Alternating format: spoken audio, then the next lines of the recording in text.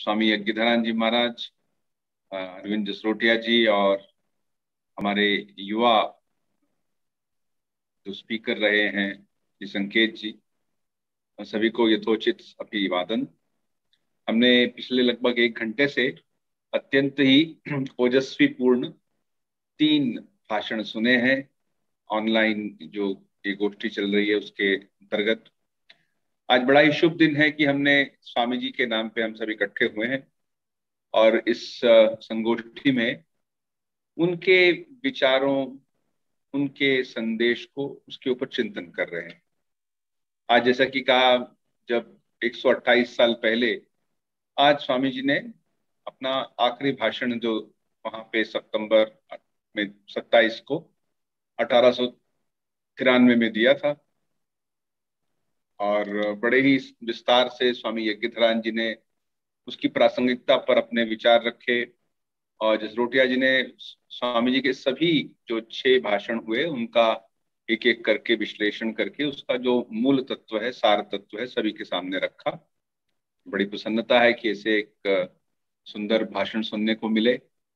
और अभी अभी हमने एक ओजस्वी पूर्ण भाषण सुना जो एक young would be IAS officer या आईएएस ऑफिसर हो ही गए हैं, उनसे हमें बहुत आशा है कि हमारे देश में जिस चीज की आवश्यकता है और वो है अत्यंत ही ईमानदार चरित्रवान आईएएस ऑफिसर, तो उसके रूप में उन्होंने स्वामी जी के विचारों के बारे में बहुत सुंदर बातें कही।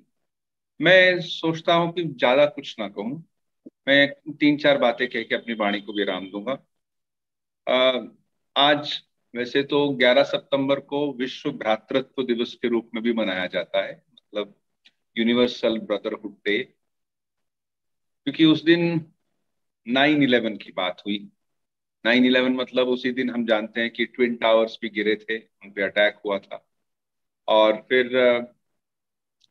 स्वामी जी जो थे, उन्होंने 108 साल पहले उसी दिन पहला अपना भाषण दिया था। एक बड़ी रोचक बात यह है कि जब स्वामी जी 11 सितंबर 1893 में बोले थे, वो कोई पहले या दूसरे या तीसरे या चौथे स्पीकर नहीं थे। स्पीकर्स की लिस्ट में उनका नाम 21वां था, 21। उससे सुबह भी बहुत से स्पीकर बोल चुके थे और उसके बाद भी 4-5 स्पीकर बोले थे। स्वामी जी के बाद भी कुछ स्पीकर्स ने अपनी बात रखी थी, लेकिन सभी ने अपनी बात तो कुछ लिखित रूप से बड़े सुंदर भाषा में लिखी थी, कही थी। लेकिन स्वामी जी अनप्रिपेयर्ड थे, वो कुछ तैयारी करके नहीं गए थे। वो तो मानो एक अपने मन को उन्होंने ऐसे उच्चतर स्तर पे रखा हुआ था और शास्त्रों के बारे में और क्या कहना है उसके बारे में उनको बहुत ही समुचित ज्ञान था। तो स्वामी जी तो पहले बोलना ही नहीं चाहते थे, तो उसको डिले करते रहे। उनको वही हो गया जो आजकल कहते हैं कि स्टेज फियर हो गया, ऐसा लग रहा था। फिर माँ सरस्वती का स्मरण करके उन्होंने अपनी बात कही, और वो छोटे से एक भाषण में क्या पावर थी कि हमने उस भाषण की ही 125वीं वर्षगांठ, लगभग, वो भी एक मनाई गई। एक भाषण की 125वीं वर्षगांठ मनाना अपने आप में बहुत बड़ी बात है। और वो जो भाषण है जहाँ पे स्वामी जी ने वो भाषण दिया था, शिकागो के आर्ट इंस्टीट्यूट में, उस आर्ट इंस्टीट्यूट की जो सीढ़ियां हैं, उन सीढ़ियों के जो नीचे वाला हिस्सा है जिसपे पैर रखते हैं वो नहीं, जिसपे नीचे खड़ा वाला हिस्सा होता है, वहां पे वो भाषण अभी एक इल्यूमिनेटेड फॉर्म में लिखा हुआ है।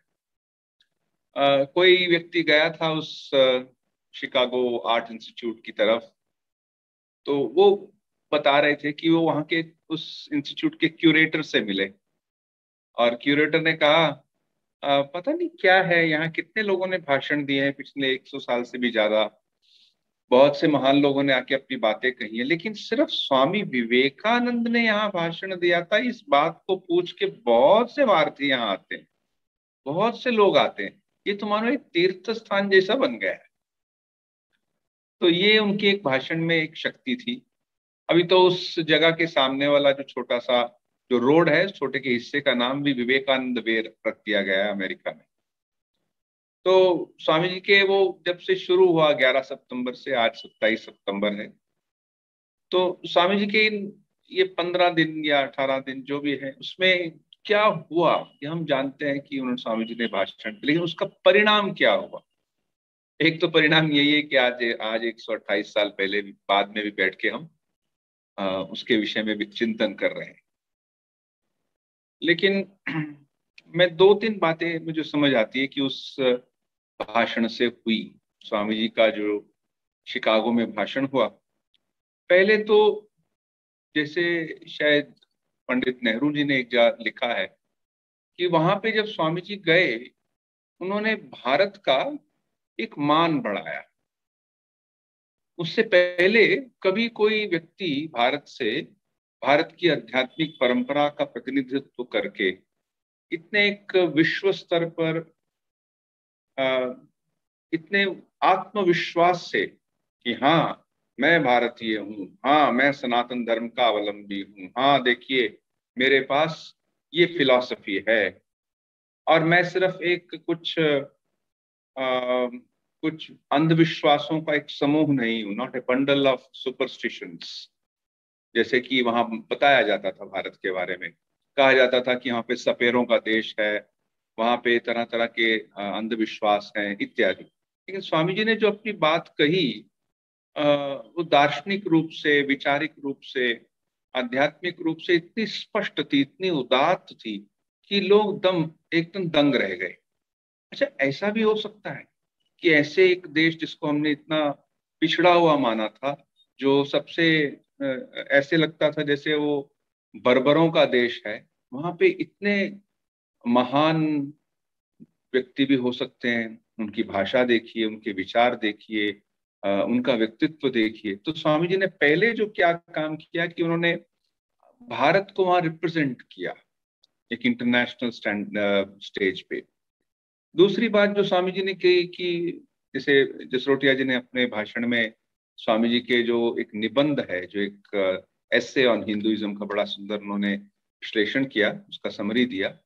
तो स्वामी जी ने पहली बार हिंदू धर्म को एक ऐसे स्तर पर देखा, और उन्होंने हिंदू धर्म को मानो वेस्टर्न कंट्रीज में इंट्रोड्यूस किया। उससे पहले भी कुछ लोग हिंदू धर्म के बारे में सुने हुए थे, जैसे कि एक प्रसिद्ध राइटर, ट्रांसेंडेंटलिस्ट मूवमेंट के कुछ लोग थे, थूरो थे, रैल्फ थे, उन्होंने सब सुना हुआ था। उनके भी उसमें कुछ मिलता है राइटिंग्स में कि हिंदुइज्म जैसे वो गीता और विष्णु पुराण के बारे में। लेकिन वेदांत की बात पहली बार अमेरिका ने स्वामी जी के मुख से ही सुनी थी। पहली बार किसी ने ये बात सुनी कि हम शरीर और मन नहीं, हम इससे भी परे आत्मा है। ये पहली बार सिर्फ सुनी ही नहीं, कई लोग तो घबरा गए सुन के, क्योंकि उन्होंने यही सुना था कि हम तो पापी हैं, हम तो सब समय हम बड़े अ, कमजोर हैं इत्यादि। लेकिन स्वामी जी ने वहां पे खड़े होके जो एक श्वेताश्वतर उपनिषद की एक बड़ी सुंदर बात कही, आप जानते होंगे उस श्लोक को, शृण्वन्तु विश्वे अमृतस्य पुत्रा, कि सुनो हे अमृत के पुत्रों, मैं अपनी बात कहता हूं। तो ये सभी को अमृत का पुत्र कहना, किसी को नकारना नहीं। तो ये स्वामी जी ने पहला एक बहुत पहली बार हिंदू धर्म को उन्होंने उसकी व्याख्या की। इतना ही नहीं, हिंदू धर्म के, अब हिंदू धर्म में इतने संप्रदाय है, इतनी तरह की सोच है, इतना इतनी वैरायटी है कि मन समझ नहीं आता ये क्या, कैसा धर्म है ये। तो स्वामी जी ने इस धर्म का जो एक यूनिवर्सल बेसिस है, इसका जो सार्वभौमिक कुछ विचार है, उन सबको इकट्ठा करके एक बड़े ही सिस्टमैटिक रूप से हमारे सामने स्वामी जी ने उसको रखा। तो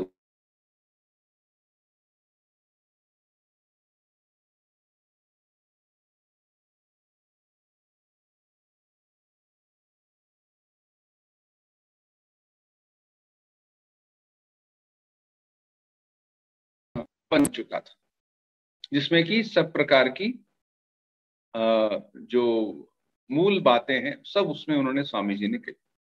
तीसरी बात, उन्होंने जो भारत की आध्यात्मिक परंपरा है उसको लोगों के सामने रखा। एक नई सोच दी। जैसे आप जानते हैं कि एक बार रविंद्रनाथ टैगोर और एक बड़े जो प्रसिद्ध फ्रांस के मनीषी रहे हैं रोमा रोला, वो दोनों मिले। तो रोमा रोला ने कहा कि मैं भारत के बारे में जानना चाहता हूँ, तो आप तो किसका नाम मुझे सजेस्ट करते हैं, मैं उनके बारे में कुछ पढ़ूं कुछ करूं। तो रविंद्रनाथ टैगोर ने कहा अगर आप भारत को अगर समझना चाहते हैं तो स्वामी विवेकानंद को पढ़िए। उसमें कुछ भी नकारात्मक नहीं है, सब कुछ सकारात्मक है। आपने अगर स्वामी विवेकानंद को पढ़ लिया तो भारत को समझ आ गया, भारत की आत्मा, भारत के मूल तत्वों को समझ आ गए। तो ये भी स्वामी जी ने कहा। और एक बात जो और है, स्वामी जी ने एक नई आध्यात्मिक परंपरा प्रारंभ की। आज जैसे रामकृष्ण मिशन के थ्रू आप ये संगोष्ठी सुन रहे हैं, उसके अलावा भी अभी अमेरिका में या पूरे वेस्टर्न वर्ल्ड में बहुत से हिंदू गुरु, हिंदू धर्म गुरु और योग इत्यादि की बहुत चर्चा है। वो वहां पे अपना काम बड़े ही अच्छे ढंग से करते हैं, विभिन्न संप्रदायों के। जैसे रामकृष्ण मिशन है, वैसे ही चिन्मया मिशन है, योगदा सोसाइटी है, ऐसे और भी बहुत से हैं। तो इन सब का जो शुरू करना था वो स्वामी जी से शुरू हुआ। तो इसको लेके एक बड़ी सुंदर किताब भी है, उसका नाम है द अमेरिकन वेदा, फिलिप्स गोल्ड्सबर्ग की। कि उन्होंने बताया कि कैसे मानो स्वामी विवेकानंद के आने से एक नया अध्याय, सांस्कृतिक अध्याय अमेरिका के लिए शुरू हो गया। तो ये स्वामी जी की जो स्पीच थी उससे इन सब का हमें लाभ मिला। और जैसे कि अभी संकेत ने कहा कि कैसे स्वामी जी ने आत्मविश्वास की बात कही, मनुष्य निर्माणकारी शिक्षा की बात कही, तो ये सब वही स्वामी जी के उन विचारों में हम उसके बीज पाते हैं। एक बात मैं कह के अपनी बात को समाप्त करता हूँ, वो है कि जैसे सर्वधर्म समभाव की बात हुई, हमने कहा कि हमें सभी धर्मों का आदर करना चाहिए। इस विषय में स्वामी जी का एक बड़ा ही मौलिक विचार है। इसका ऑलरेडी एक लेक्चर में कहा गया है। तो वो मौलिक विचार इस तरह का है कि स्वामी जी का जो अंतिम भाषण था उसमें उन्होंने ये दो तीन बातें कही थी, उसमें ही मैं वो पढ़ देता हूं मैं। स्वामी जी ने कहा कि क्या क्या मैं ये चाहता हूं कि ईसाई लोग हिंदू हो जाएं? कदापि नहीं। ईश्वर ऐसा ना करें। क्या मेरी इच्छा है कि हिंदू या बौद्ध लोग ईसाई हो जाएं? ईश्वर इस इच्छा से बचावें। फिर कहते हैं जो बीज होता है, बीज भूमि में बो दिया गया, मिट्टी, वायु, जल उनके चारों ओर रख दिए गए, तो क्या वो बीज मिट्टी हो गया अथवा वायु या जल बन गया? नहीं, वह तो वृक्ष ही होता है। वह अपने नियम से ही बढ़ता है। वायु, जल, मिट्टी तो अपने को वो अपने आप में पचाकर उनसे अपने अंग प्रत्यंग की पुष्टि करता हुआ एक बड़ा वृक्ष हो जाता है। वह ऐसा ही धर्म के संबंध में है।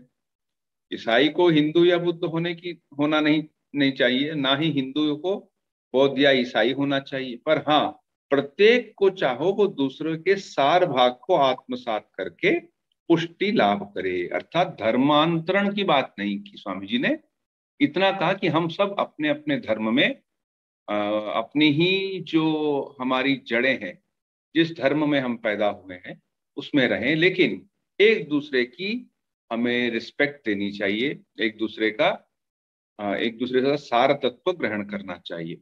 और एक बात कह के स्वामी जी ने इस बात को, जो मैं अभी पढ़ने जा रहा हूँ, जब बैरक ओबामा जब भारत आए थे, ओबामा, तो उन्होंने जब पार्लियामेंट ऑफ इंडिया में अपना एक भाषण दिया था, उसमें इस बात को, सिर्फ इसी एक सेंटेंस को उन्होंने कोट किया था।